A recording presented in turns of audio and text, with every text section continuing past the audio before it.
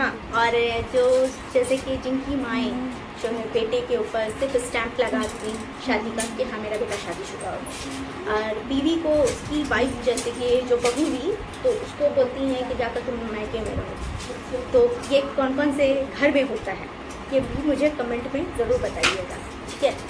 मैं जानना चाहती हूँ कि कितने लोगों के साथ ऐसा वाक़या पेश आया है, और हम मेरे साथ भी कोई ये है किसी के साथ उसके साथ भी यही वाक़या पेश आया है, तो मैं उसकी भी बारे में बता रही हूँ आपसे। कुछ घरों में तो भाभी और माएँ जो बसी हुई जो रहती हैं, जो बड़ी बड़ी जेठानियाँ होती हैं जो बस जाती हैं, समझिए कि कुछ थोड़ा बहुत ज़्यादा माल वगैरह लेकर आती हैं, तो सास भी उनकी चपलोसी में ज़्यादा हो जाती है कि वो बोलती है कि अरे मेरी बहू है ना वो ज़्यादा माल लेकर आई है, वो ज़्यादा प्रॉफिट में है थोड़ा, तो इसीलिए थोड़ा उस बहू के लिए खदमतगार भी हो जाती हैं, उस बहू की हर बातें अच्छी लगती हैं, थोड़ी सी कम जैसे कि हैसियत में आती है तो उस बहू अगर उसको डिमांड करती है, उसकी बहू जो है वो पूरी नहीं कर पाती है, तो बस उस बहू को क्या करती हैं कि उसके घर से निकाल देती हैं।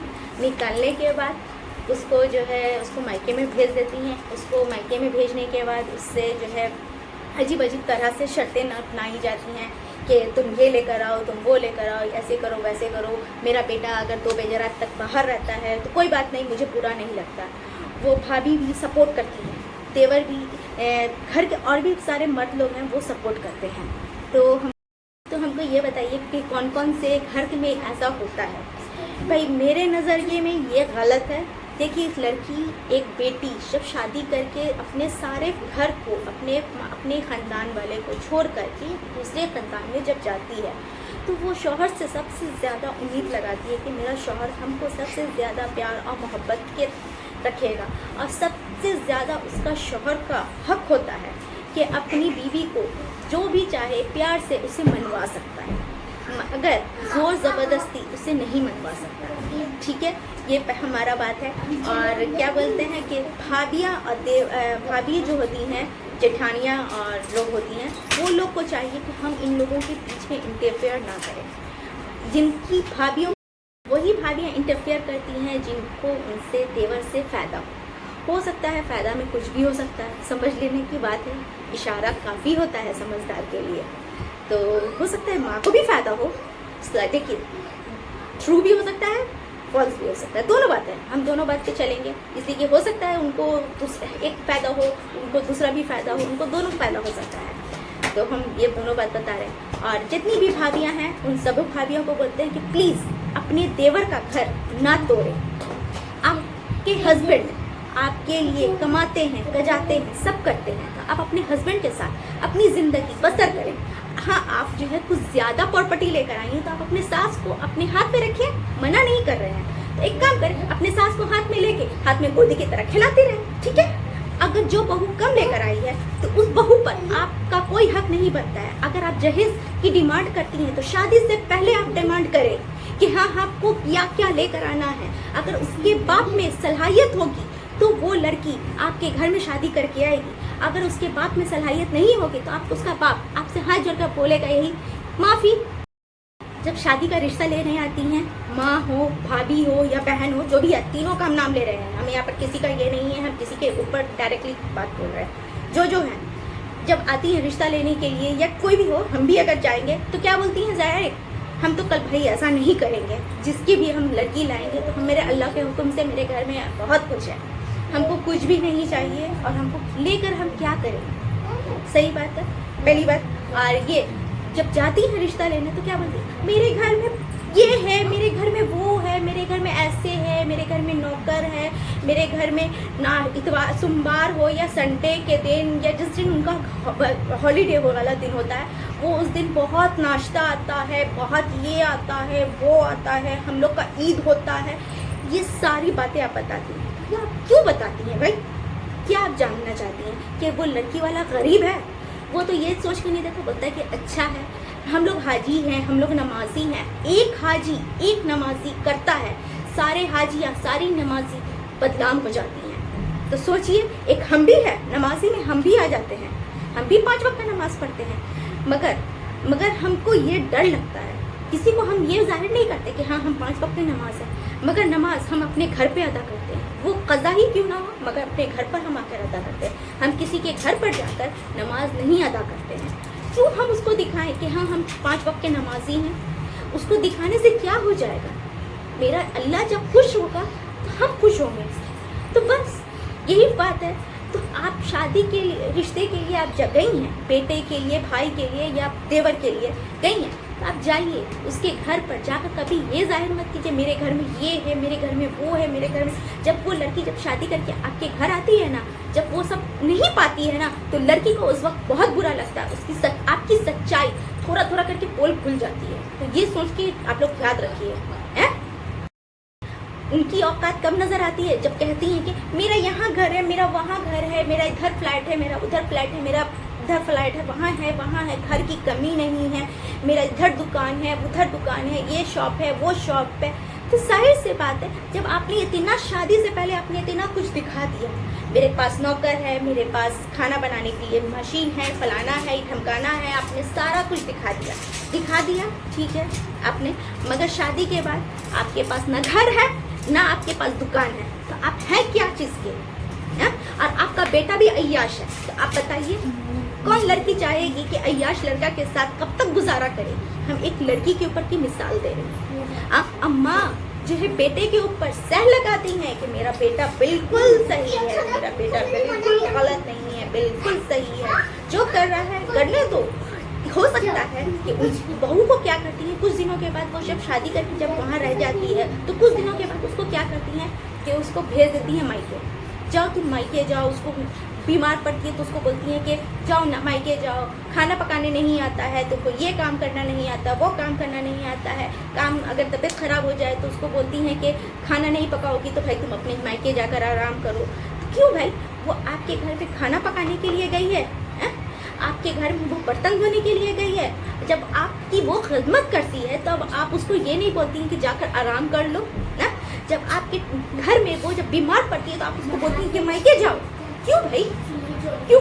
कि आपकी जब वो खिदमत करे तब आपको उसका मोहब्बत और उसका शफकत, आपको उसकी प्यार नज़र नहीं आती। और जब वो बीमार पड़ती है तो आप उसको एक टाइम का खाना और एक टाइम का पानी आप उसको दे नहीं सकती हैं? आप उसकी सेवा नहीं कर सकती हैं 1 दिन 2 दिन? तो नहीं, वो कहाँ से होगा? वो तो मायके वाले करेंगे, वो तो मायके वालों की जिम्मेदारी है। वो तो बस उठाया लाठी, मायके भेज दिया बहू को कि जाओ बहू मायके जाओ, मायके जाकर वहाँ से आराम करके वहाँ से आओ। और उस दौरान क्या होता है? भाभियों के साथ मज़े होते हैं, माओं के साथ मज़े होते हैं। बीवी के जाते देरी नहीं, माओं के साथ मज़े होते हैं। तो मज़े की बातें आप समझ लीजिए। भाभियों के साथ क्या होता है कि मज़े होते हैं। भाभी ऐसा मज़ा लेती हैं देवर के साथ कि कहिए मत। क्या हो सकता है कि भाई उनके हस्बैंड में वो बात नहीं होगी, जो इसलिए कि तभी तो देवर को छोड़ना नहीं चाहती। देवर के जुदा होने पर जब देवर बोलता है कि मैं भाभी हो सकता है कि मैं अपनी वाइफ को लेकर अलहदा हो जाऊं या वो जाऊं, तो भाभी के टसवे गिरना शुरू हो जाते हैं, नदी नाले बहना शुरू हो जाते हैं भाभी के। क्यों? क्योंकि भाभी को तो अफसोस होता है कि मेरा देवर मेरे से जा रहा है, तो मेरा शौक कौन पूरा करेगा? इसलिए कि उसका जान रही है कि मेरा शौहर तो निकम्मा है, मेरा शौहर हमको सुख नहीं दे पाता। तभी तो हम जो है देवर के पास जाकर थोड़ा सा आँख को ठंडा कर पाते हैं। तो इसी वजह से देवर को जुदा नहीं कर पाती हैं। भाभी को बहुत अफसोस होता है, भाभी को बहुत लगता है। एक भाभी तो कुछ ऐसी भाभियाँ भी होती हैं जो क्या करती हैं कि देवर को खाना के बहाने बुलाती हैं, बुलाकर अपनी प्यास बुझाती हैं। कुछ भाभियाँ ऐसी भी होती हैं। अब कुछ माएँ तो रात के 2 बजे पता नहीं, हो सकता है बगल में बेटे को सुलाती भी होंगी, तो समझ लीजिए। और हाँ, उसी घर की बहू थोड़ा सा वीडियो बना ले फेसबुक या इंस्टाग्राम यूट्यूब पे, जैसे कि कुछ भी पेजेस बनाकर उस पर वीडियो अपलोड करे, तो वो क्या कहलाती है? बदजलन कहलाती है। वो क्या कहलाती है? बदकिरदार कहलाती है। क्यों? क्योंकि उनकी भाभियाँ तो पर्दे के अंदर करती हैं और लड़की तो बाहर पर्दे से बाहर होकर कर रही है। वो यूट्यूब पे वीडियो बना रही है, सोशल मीडिया पर आ गई है, वो तो मेरा पोल पट्टी खोलेगी। तो जाहिर सी बात है, तो वो जो है भाभियाँ जो हैं वो जो है अच्छा नहीं लगता, या देवर को अच्छा नहीं लगता है कि भाभियों के साथ। तो मत घबराइए भाभी, आपके पास भी बेटी है और आपके देवर ने भी बेटी पैदा किया होगा। ऐसा नहीं है कि आपके देवर ने बेटी पैदा नहीं किया होगा, आपके देवर ने भी बेटी पैदा किया है। और वो माएँ जो अपने बेटे के हर कुछ में अपना बेटे को समझती है कि हम ये काम बेटा कर सकते हैं, मेरी इतनी जांगर है कि मैं ये काम कर सकती हूँ, मेरी इतनी जांगर है मैं खाना भी बना सकती हूँ, मैं यहाँ से वहाँ भी जा सकती हूँ, वहाँ से वहाँ भी जा सकती हूँ, हर काम कर सकती हूँ। तो ये भी आप याद रखिए, आपकी उम्र अब 75 साल हो गई है, 80 साल हो गई है, नमाज पढ़िए, कुरान पढ़िए, दुआ कीजिए, इबादत कीजिए, उस इबादत में तलबगार रहें, इसलिए कि आपका उम्र अब अल्लाह अल्लाह करने का है। आपका उम्र बहू बेटे को लुकमा बना बना कर खिलाने का नहीं है। आपका उम्र बहू के और बेटे के बीच में आग लगाने का नहीं है।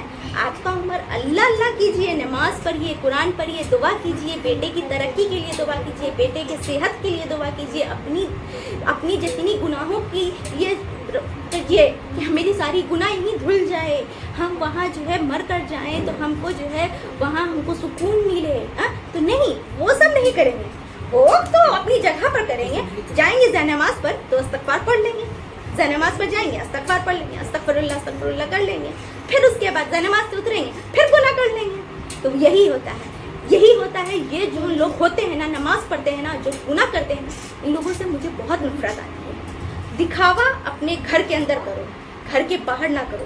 और नमाज पढ़ना है तो घर के अंदर पढ़ो, बाहर जाकर दुनिया को मत दिखाओ कि हम नमाज पढ़ रहे हैं। हम दिखाओ मत कि हम 5 वक्त के नमाजी हैं, हम भी नमाजी हैं, ऐसा नहीं कि हम नमाजी हैं, मगर हम क़ज़ा भी नमाज हम अपने घर पर आकर अदा करते हैं, किसी रिश्तेदार के घर पर नहीं जाकर अदा करते हैं। क्यों हम दिखाएं किसी को भी अपनी नमाज के पाबंद होने का? इबादत पर्दे में की जाती है, दिखावा में नहीं। इबादत पर्दे में करें, दिखावे के लिए ना करें। शादी के हॉल में पहुंचते हैं नकाब पहनकर, नकाब में मुंह में क्या करते हैं, पट्टी, मुंह बांध कर। क्यों?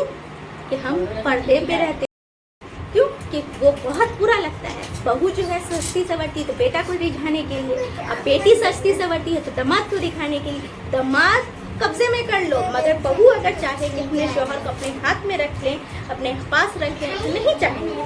क्यों? कि नहीं, हम बहू को अपना बेटा नहीं देंगे, हम अपने बेटे को अपने पास रखेंगे, अपने से जुदा नहीं होने देंगे।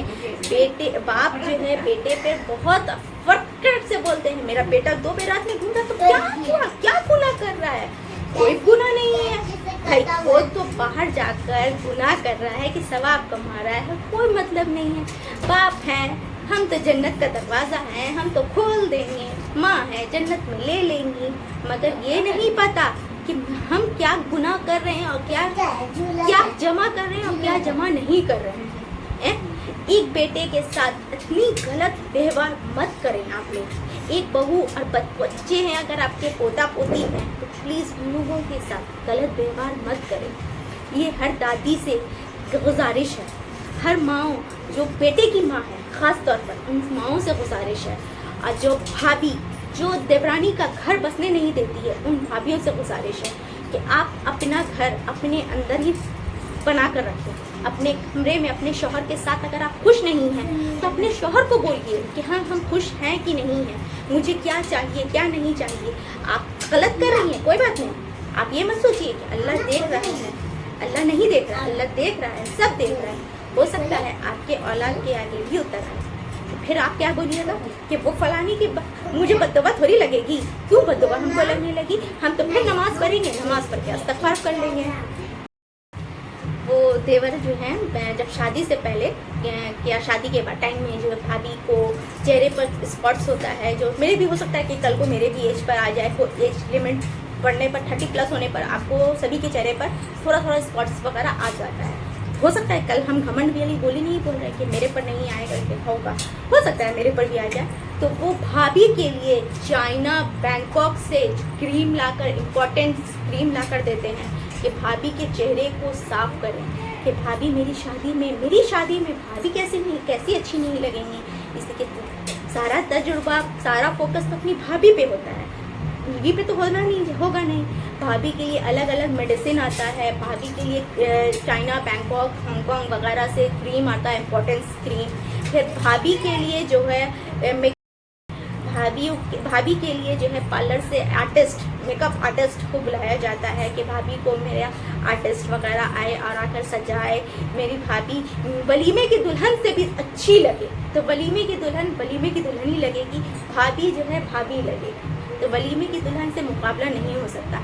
वो जितनी भी पॉलिश कर ले भाभी, जो स्पॉट्स को जो छुपा तो देगी, शक्ल वो तो ओरिजिनल आपका, चलिए शक्ल आपका, आजकल मेकअप बहुत तरह का हो गया है, ऐसा नहीं है कि मेकअप से आजकल आप जो बुढ़ी रहती हैं वो जवान हो जाती हैं, और जो जवान रहती हैं और जो है कम उम्र की हो जाती हैं, सबों के लिए है, हर तरह टाइप्स की है।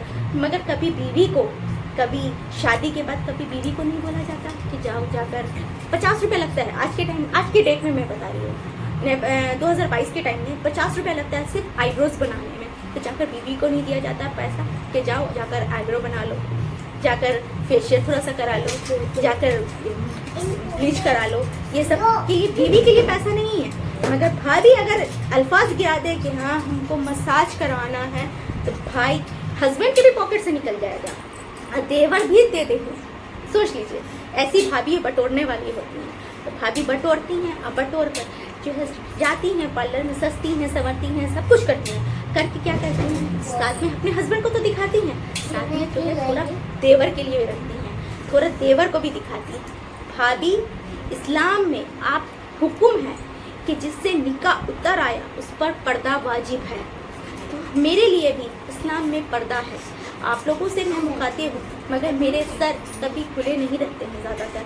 जब से मैं थोड़ा बहुत इस्लाम जान चुकी हूँ तो मैं अपना ज़्यादातर अपने आप को छिपाती हूँ। हाँ, मैं चेहरा नहीं छिपाती, मेरा दिल नहीं करता। क्या करूँ चेहरा छिपा कर? बस मेरा दिल करता है चेहरा खोल कर रखूँ, आप लोग के सामने आऊँ, आप लोग को दिखाऊँ। मगर कभी हम गलत नीयत से नहीं वीडियो बनाते हैं, ठीक है? आप लोग ये बात सोच लीजिएगा। हम जो वीडियो बनाते हैं तो वो अपने माइंड को, अपने आप को फ्रेश करने के लिए बनाते हैं, अपने दिमाग को फ्रेश करने के लिए वीडियो बनाते हैं। क्या होता है कि हमको थोड़ा सा मेंटली टॉर्चर या कुछ हो लगता है, हम जो है तो वो वीडियो हम बनाते हैं और बनाकर हम अपलोड कर देते हैं थोड़ा बहुत। तो क्या है, अगर उसमें दीन इस्लाम भी आ जाता है, उसमें कोई टॉपिक्स आ जाता है, कुछ भी आ सकता है, तो भाई उन सबों के लिए है। और भाभी को चाहिए कि देवर ससुर के सामने भी तहजीब से जाकर सर पे पर्दा रखें। देखिए, टाइट सूट पहनने मना नहीं किया है, आप पहनिए, टाइट सूट पहनिए, आप जो चाहिए वो पहनिए, मगर शौहर के सामने पहनिए। नाइटी पहनिए मगर शौहर के सामने, शौहर के साथ, शौहर के रूम में, शौहर को सिर्फ दिखाइए, दुनिया को और देवर को, भैंसुर को, ससुर को मत दिखाइए। जब मैंने एक टाइम जुबान चलाई तो मुझे कहा गया इसकी जुबान बहुत चलती है, इसकी कैंची की तरह जुबान चलती है, इसकी कैंची की तरह जुबान चलती है, इसके कटर दो। मगर कभी अपनी वाइफ को नहीं देखा गया कि मेरी वाइफ जो है सर पे आंचल तो रखी हुई है, उसका दुपट्टा कहाँ है, उसका बदन कहाँ है, उसका बदन कहाँ है, उसका बदन पर नजर नहीं पड़ा। क्यों? थोड़ा आपको, मुझे भी तसल्ली मिल रही है, मेरे भाई को भी तसल्ली मिल रही है। अब बाकी जो मैंने नहीं किया है वो काम मेरे भाई कर देगा। इसीलिए हम जो है अपने, वो क्या होता है, हम अभी तो आप पर सीधा उंगली, अभी आप तो मैंने वार कर दिया, ठीक है? तो मेरी 3 उंगली जो है कहाँ जाएगी, मेरे ऊपर, तो मेरे ऊपर भी लाजमी है। मैं भी हूँ, ऐसा नहीं कि मैं कोई अलग से, मैं कोई हुर परी हूँ, नहीं, मैं भी कोई हुर परी नहीं हूँ। हाँ, आप मुझे भी बोले, हमको आप मनाहित नहीं है किसी पर बोलने की। और गाली के ऊपर हम एक बात बताते हैं कि अगर लड़की थोड़ा सा सास से बदजुबानी करे तो उसको बोला जाता है तुमने मेरी माँ के साथ बदजुबानी की है, तुम्हारी इतनी हिम्मत, हम आज तक अपनी माँ से बदजुबानी नहीं किए थे, तुमने मेरी माँ से बदजुबानी की। चलो ठीक है, वो मान लेते हैं, ठीक है? आप उसकी माँ को कितना इज्जत दे रहे हैं ये बताइए आप हमको। हाँ, आप भी तो उसकी माँ को उसकी गाली तक पहुँचाते हैं। हाँ, जिस माँ से पैदा होते हैं उसी माँ को गाली तुम भी देते हो। क्यों? उसकी गाली पर भी उसका माँ का ही नाम होता है। क्यों होता है भाई उसकी माँ का नाम? उसकी माँ को गाली क्यों बकते हो भाई?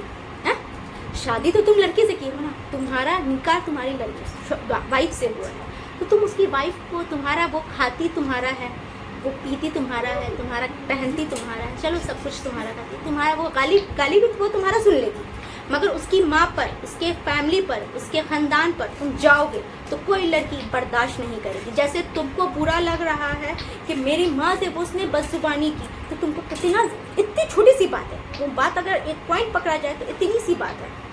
जिस तरह अभी आप वो छोटी समझ रहे हैं तो बहुत छोटी सी बात है, इतनी छोटी सी बात है कि वो थोड़ा सा बदजुबानी। देखिए आदमी जब घर में जब बर्तन रहता है तो ठंड ठंड करता है, जब 2 बर्तन रहता है तो ठंड ठंड आता है। तो उसी तरह अभी आपकी माँ से वो थोड़ी सी बदजुबानी की है तो वो जो है आपको बहुत बुरा लगा है, और आपने उसकी फैमिली में, उसके खानदान वालों को गाली बक्का, इतना गाली गलौज किया, ये किया वो किया। तो मगर आपकी जिस तरह अभी आपको समझिए कि इस तरह भी आपको एक टॉपिक मैंने दे दिया कि मैंने आपकी भाभी के बारे में बोला, आपकी माँ के बारे में बोला, तो उसी तरह अभी आपको हो सकता है बहुत ज़्यादा बुरा लगेगा। आपको इतना बुरा लगेगा कि आप अपनी बीवी को कुछ भी बोलिएगा, अपनी बीवी के फैमिली वाले को फ़ोन कीजिएगा, फ़ोन करके उसके फैमिली वाले को बोलिएगा, उसकी ये कीजिएगा वो कीजिएगा।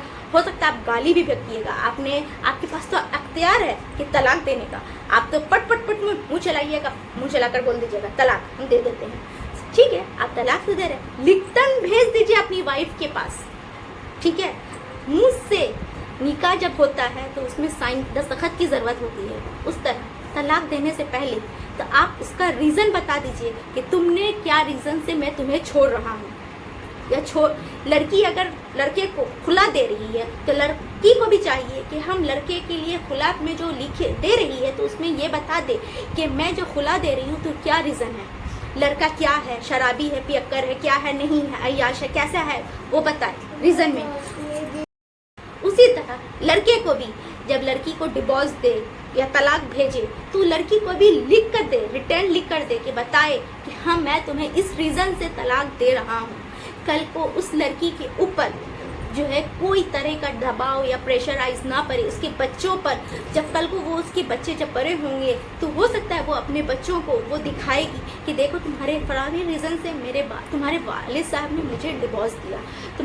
अगर आपके पास बच्चा है तो आप उसको दिखाइएगा कि तुम्हारी माँ ने मुझे इस रीज़न से मुझे खुलानामा भेजा था, तुम्हारी माँ मेरे साथ रहना नहीं चाहती थी। तो आप ये ज़ुबान से चलाने की जगह हाथ चलाएं, ज़ुबान मत चलाएं। तो ठीक है भाई, मेरी तो ज़ुबान चलती है, मैं तो कैंची की तरह ज़ुबान हूँ, मैं तो कैंची की तरह चलती है। तो भाई आप लोगों को अगर जिसको भी मेरी वीडियो पे लाइक नहीं देना है मत दे, कोई बात नहीं है। मगर हाँ, अगर जिन लोगों को मेरी वीडियो पसंद आई हो तो प्लीज़ वो लोग सब्सक्राइब करें और लाइक दें। ठीक है, आप लोगों से है। और जो लोगों को भाभी को बहुत ज़्यादा प्यार निछावर करते हैं रात के वक्त, दिन के वक्त, जिस टाइम भी हो सकता है, जिस टाइम मिलता है भाभी को खुश कर देते हैं। ऐसा नहीं है, भाभी को कभी भी खुश कर देते हैं। हो सकता है ये उंगली मैं उठा रही हूँ। मैं भाई एक बात बता दूँ, मैं किसी की भाभी नहीं हूँ भाई, मैं तो अपने ससुराल की छोटी बहू थी, मेरा कोई देवर नहीं है, तो भाई मेरा तो चक्कर हो ही नहीं सकता। और रह गया तो जो भाभियाँ लोग हैं वो लोगों का चक्कर देवर के साथ है, तो वो लोग भाई अपने बारे में सोच ले। ठीक है, कल को हो सकता है कि हम अपनी बेटी को शादी करें तो वो हो सकता है मेरी बेटी जहाँ शादी करके जाएगी तो हो सकता है वो घर की बड़ी बहू रहेगी, मगर हम अपनी बेटी को तरबियत ऐसी देंगे कि बेटा अपने हिसाब में, अपने लिमिट में काम करो। ठीक है, इतना देवर के साथ घुलो मिलो नहीं, इतना देवर के साथ फ्रैंक मत हो। क्या देवर जो है आप जो है शादी तो करके आप आई थी, जब भाभी आऊँ तो मेरा देखिए इल्ज़ाम लगाने के लिए तो आदमी इल्ज़ाम तो कुछ भी लगा देता है कि कज़न के साथ तुम्हारा चक्कर था, तुम्हारा अफेयर है, ये है वो है वो है। ठीक है, मानते हैं। तो आप कज़न के साथ आदमी जो है हंसी मजाक करता है, ठीक है, मगर भाभीियों के साथ हंसी मजाक, और जो भाभीियों को देख लेती है देवरानी कि मेरे हस्बैंड के साथ वो ऐसे कर रही थी, वो ऐसे क्यों कर रही थी, वो पूछेगी। आप अगर अपनी वाइफ को उस तरह आप अगर नहीं नज़रिए से देखेंगे तो जाहिर सी बात है वो पूछेगी ज़रूर। ठीक है, अब आज की वीडियो यहीं तक। नेक्स्ट वीडियो पे, नेक्स्ट ब्लॉग्स पे मैं मिलूँगी तो इंशाल्लाह वो कज़न के बारे में डिस्कस करूँगी। आज का ब्लॉग्स यहीं तक, आज का गॉसिप बस यहीं तक। ओके बाय, अल्लाह हाफिज़।